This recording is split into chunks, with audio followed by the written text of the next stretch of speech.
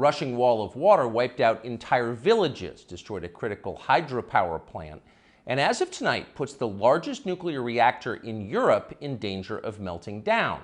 So if this was intentional, it was not a military tactic, it was an act of terrorism.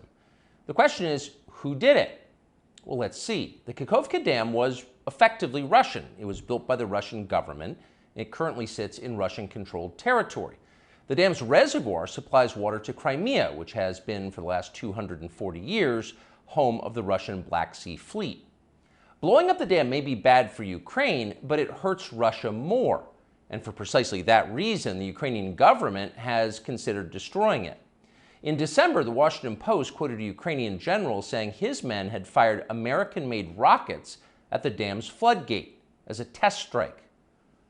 So really, once the facts start coming in, it becomes much less of a mystery what might have happened to the dam.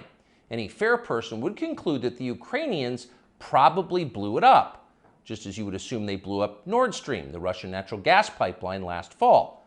And in fact, the Ukrainians did do that, as we now know. It's not like Vladimir Putin is anxious to wage war on himself. Oh, but that's where you're wrong, Mr. and Mrs. Cable News consumer.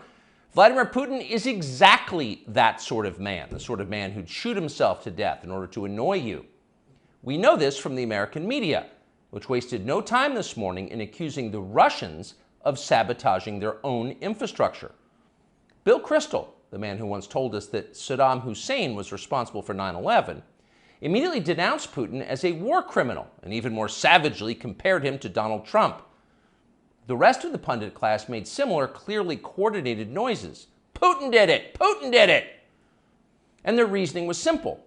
Putin is evil, and evil people do evil things purely for the dark joy of being evil.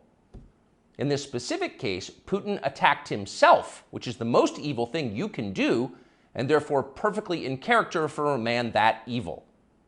That was their explanation.